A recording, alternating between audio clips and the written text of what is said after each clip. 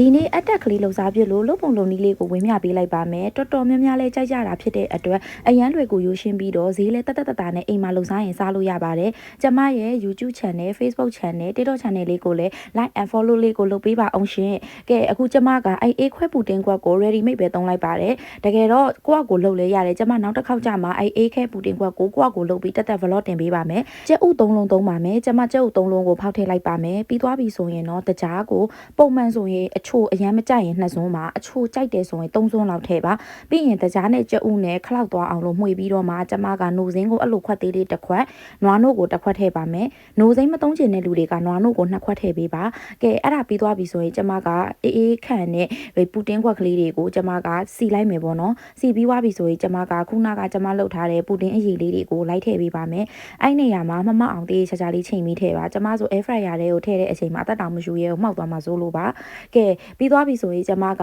မီးအပူချိန်150နဲ့15မိနစ်ခန့်ကျမအရင်ဆုံးဖုတ်လိုက်ပါတယ်ဖုတ်ပြီးသွားရင်အပေါ်ကအသားလေးတွေကျွတ်ပြီးတော့ရဲအောင်လို့ကျမကကြက်ဥအနှစ်ကိုပဲခလောက်ပြီးတော့အပေါ်ကနေရွှေညိုရောင်တန်းတန်းလေးလိုချင်လို့ကျမထပ်ပြီးတော့လိုက်တုပ်လိုက်ပါတယ်အဲ့ဒါကို9မိနစ်ထပ်ပြီးတော့ဖုတ်ပါမယ်ကြာချိန်စုစုပေါင်းမိနစ်20ပါကဲအဲ့ဒါဆိုရင်အရန်စားကောင်းပြီးတော့မှုေးပြီးတော့အရန်ကောင်းတဲ့ active လေးရပါပြီအဲ့ဒါလေးကိုကျမတို့ကဒီတိုင်းစားလဲရပါတယ်အပေါ်ကနေကိုကြိတ်တဲ့အရာဓာလေးတွေကိုထည့်ပြီးတော့အလှစင်ပြီးစားလဲရပါတယ်အလှမစင်မဲနဲ့သူ့ဟာသူစားရတော့အရန်စားကောင်းနေပါပြီကိုကကိုလှုပ်စားရင်ဈေးကုန်ကြလဲတတ်တာတယ်အခုချိန်မှာဆိုရင်အရန်အပြစ်မှာဆိုဝယ်ရတာဈေးများတယ်ပေါ့နော်ကိုကကိုလှုပ်စားပါအရန်စားကောင်းပါတယ်တ